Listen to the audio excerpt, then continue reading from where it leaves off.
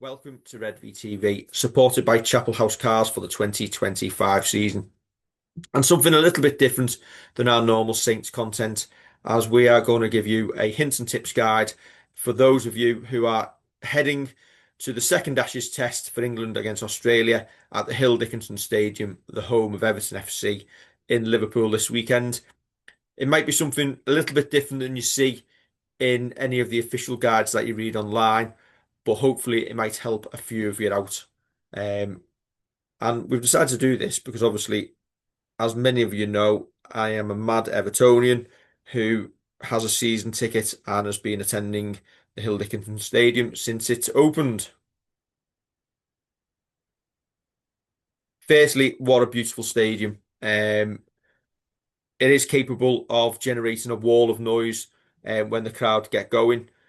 Hopefully that will be the case this weekend if England decide to show up on the field in a sold out electric atmosphere. Now, for those of you who are going to be driving to the game and don't need to actually go into the city centre for anything, my first recommendation would be to not park in the city centre. It would be to use the park and ride. Um, Sandhills train station is a 10-minute walk to the stadium, and all of these stations on the left are park and ride facilities, which will take you directly to Sandhills. My main recommendations are there in bold. Headbolt Lane, which is in Kirby, is a 16-minute journey on the train to Sandhills on a service that runs every 15 minutes. It has a 270 space car park, and it will allow you to get there quite easily without fighting through traffic, and then after the game to get yourself back out of the city. Um, Same with Kirby Station, which is a couple of minutes away actually. Also has 174 spaces, and if you are coming on the M62, if you come off at Junction 7 and join the 57 to go to Kirby, you can be there in about 15 minutes from the 62. So after the game, you're well on your way to get yourself home. If you do decide to come into the city, do not park within the vicinity of the stadium because you will be fined. You can't park on any of the side streets. You can't park on Costco, which is now 90 minutes on a match day. My recommendations would be the closest NCP car parks, which are on Tythe Barn Street, Pall Mall, and Moorfields, which are all within about 15 minutes walk. There are also some pop-up car parks that are appearing around Pall Mall, but they're roughly about £10 a visit paying on the gate, and it obviously depends on whether they have space or not. You could park in St John's car park in the city centre, right in the heart of town, opposite Lime Street Station. I think it's about £6 all day if you register on the website in advance and put your registration in, and it just bills your card automatically. But it's not a massive car park, so if you're coming any later than probably 10, half 10 in the morning, you're probably not going to get in there. But there is also Mount Pleasant Car Park, which is one of the Liverpool City Council run car parks. It has 1,500 spaces. It's around the corner from the Adelphi Hotel for any of you who have been in the city before. Um, and again, it's probably not very expensive, but you're right in the heart of the city. If you are coming by train to Liverpool, when you are buying your ticket at your station, buy it to Sandhills because you have to come out at the main level at Lime Street anyway to join the underground. You can break your journey there. Obviously, go into town, go to any of the pubs, and then carry on your journey to Sandhills on the next part of your ticket. And if you don't choose to use that part of your ticket, it doesn't matter, but it will cost you the same as buying a ticket to Lime Street generally. So when you go on train line to look at your ticket prices, just look at the difference between the price to Lime Street and the price to Sandhills. It's probably exactly the same, and it will save you having to buy another ticket at Lime Street or Liverpool Central to get to Sandhills. You can just get it all on the one ticket. Um, when you arrive at Lime Street, you will have the option of going straight on down the escalators to Lime Street low level, which will take you on the underground where you will change it at Liverpool Central to get the train out to Sandhills. You can get on at Central as well if you've got either walked over there or you've been into the city centre, or you can also get on at Moorfields, which is on the edge of the city centre. But to be perfectly honest, if you're getting on there, you may as well carry on walking. and walk down to the stadium. Oh, what I would say is do not leave it close to kickoff before you decide to want to get on the train because they get really heaving around that time, and there's a good chance you might miss getting into the ground on time. So if you're going to go on the train, give yourself plenty of time. Um, Once you're on the train, it's only about 10 minutes from the city centre out to Sandhills. Your other options are walking. Now, for those of you who want to know how long it takes, this is the journey that have actually done. From the stadium to Liverpool Lime Street with two kids in tow, I have done it quite easily in 25 minutes, walking briskly. But it's a 25-minute walk from Lime Street Station, which is in the middle of the city centre. From the edge of the city centre, if you're drinking around Dale Street or Tythe Barn Street, once you leave there, you're probably looking at about a 15-minute walk in total to get down to the stadium. Your other options are shuttle buses. There will be free running on Saturday. The first one goes from Commutation Row, which is close to Lime Street Station. As you come out and you're looking at St George's Hall, look to your right-hand side and you will see the bus stop for them. It drops off at Great Howard Street at Blackstone Street and it picks up round by there as well. Um, Personally, I would just suggest walking because they get clogged up in traffic and end up taking longer than they should anyway. But for those of you who don't want to walk down or you might be struggling with your mobility, there is that option. There is also a bus from the Liverpool One bus station if you do go into the heart of the city. Um, and there is also one from Bootle Strand. So another option is if you don't want to drive into Liverpool itself, if you go into Bootle, which is a little town, it's suburb outside of the city centre, you can get the shuttle bus from Bootle bus station as well.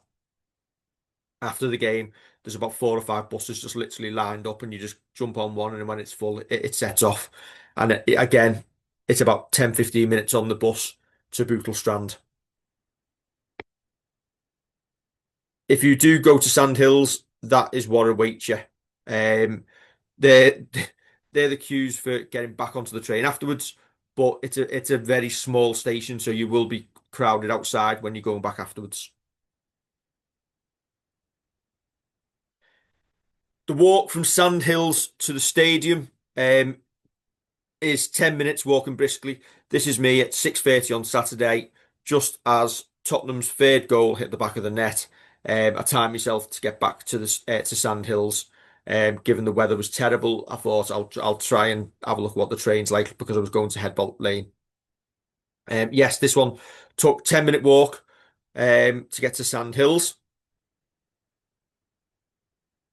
If you're walking from town,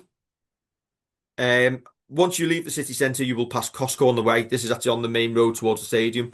If you've got a Costco card, it's a good option to go in and go to the cafe and get a cheap hot dog and Coke for £1.50.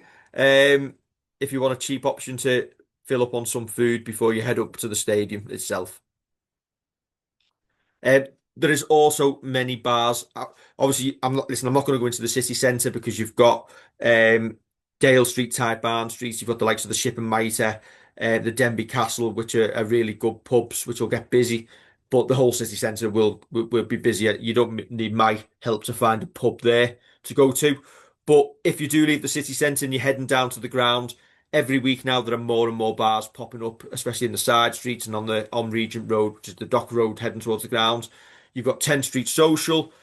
You've got the Bramley-Moore Hotel, which is right outside the stadium, but isn't massive, so we'll get really full up quite quickly. You've got Murphy's Distillery. You've got the Terrace Bar.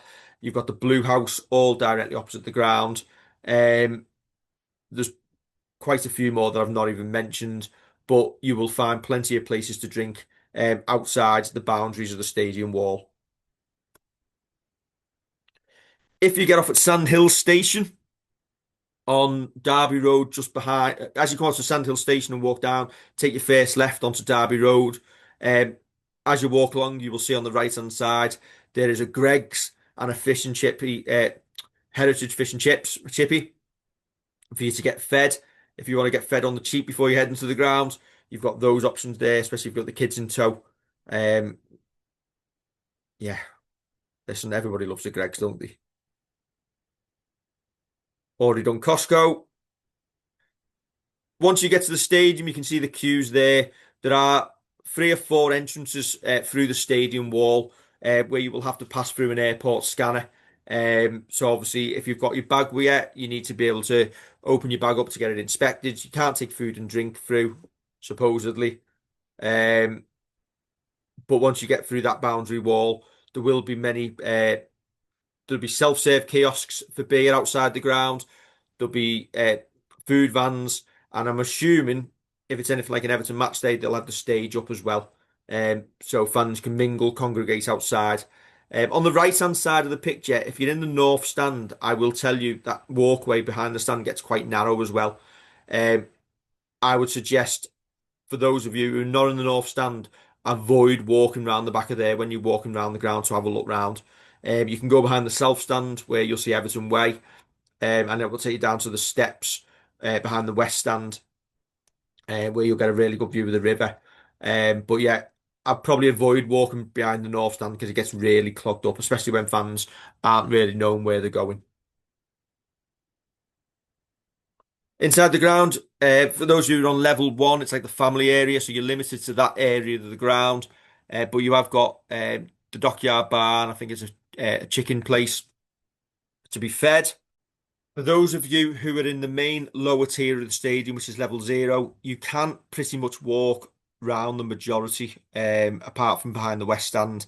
So you can go from the bottom of the north stand all the way around the east, down to the south stand. There is no movement between the upper and lower tiers. But if you do have friends and family who are in that lower tier, you can walk around the ground. You can see there are toilets all the way around. There's multiple places to get food and drink. So you can get round and have a good explore of the stadium. If you're in the upper tier of the south stand, again, you can pretty much walk around the majority of the ground. What I would suggest for those of you who are in the south stand where the massive long bar is, although it's pretty easy to get served, what I would suggest is that concourse gets quite compact and congregated when fans are trying to walk up and around, and there's people stood around drinking. What I would suggest is if you move outwards towards the east stand, there is a lot more space for you to enjoy a drink and make space for yourself. So you don't feel the need to stay in behind the south stand. Um, Also in the East Stand, there is a through pass where you can go straight through and get your own food and drink by clicking your card, which I'll show you in a minute. Um, a brief sample of some of the food and drink prices. Pretty reasonably priced for a stadium, a brand new stadium this size. It's about £6 for a beer. Um, Soft drinks about £3. There are zero options, hot drinks for under £3 as well, unless England decides to rip you off, or the rugby league do. Uh, Example of chicken prices: free crispy chicken tenders and fries are roughly about £9. The food is pretty decent. Again, another thing showing the drinks. There are self-pour beer bars as well: San Miguel, Guinness, Camden Pale Ale, and Copperberg on there, so you can get yourself served quite quickly yourself. Here is an example of the through pass where you scan in your card and you walk in, pick up whatever you want, and all of the cameras inside recognize you, and will bill you as you leave. What I will say is if you're planning on going through there multiple times, every time you scan your card, it will put a hold on your debit or credit card for £20. So if you've not got a lot of money in and you're going to go beyond the bar quite frequently, just be aware of that. Again, some of the things you can get through the through pass: pie, sausage rolls, sticky Korean chicken bowls, crisps, beer and cider, and soft drinks. Um, Quick map outside. Obviously, you've got the stadium there being built. You can see Sandhills Station, which is up to the right hand side. If it's not cut off the picture, up there at the top. Um, where it says WH Lung Supermarket, just to the left of that, above it, roundabout here, is where the Greggs is. It's a 2 minute walk to the ground. Um,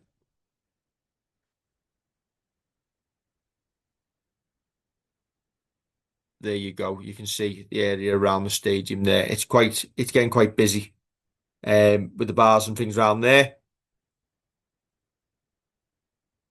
After the match, listen, if you can stay in the ground for a bit, um, usually the bars are open, and especially on the fan plaza outside, so you can get yourself a drink while the crowds disperse.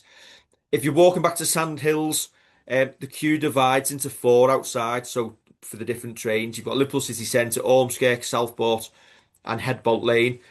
I would expect, with lots of fans from outside the city coming in, specifically to watch the rugby, that the train for Liverpool City Centre will be rammed, and the queue for that will be massive, and you could be waiting probably 40 minutes to an hour for that. What I would suggest is it is much quicker just to walk back to the city centre. If you want to go directly straight back, you can be on the outskirts of the city centre in about 15, 16 minutes. Whereas it's going to take you 10 minutes just to walk to Sandhills and then join a queue. So if you can walk, just walk it. Um, the queues heading out to Headbolt Lane, Southport and Ormskirk for them trains will be much lighter, I would imagine. So if you have chose to park and ride and travel into the city, you'll probably get onto probably the first train generally that you're queuing up for. And then once you're back at your car, you can be on your way home quite quickly. If you do want to get away from the crowds on Regent Road, or the Dock Road as it's known, walking back to the city centre, I would suggest once you come outside the stadium walls, take the first side street you possibly can and walk up to the next main road, which is Great Howard Street. That's where you're going to find many of the shuttle buses that are going back to the city centre, but you'll also find far lighter foot traffic as well, and it'll make it much easier walk back into town. But if you do walk along the Dock Road, you'll be able to see this is where Captain America was filmed, and the big Stanley Dock Market, or Stanley Dock tobacco warehouse, uh, was where they were filming the Guinness um, series for Netflix. So you'll see some of the sights of that as well.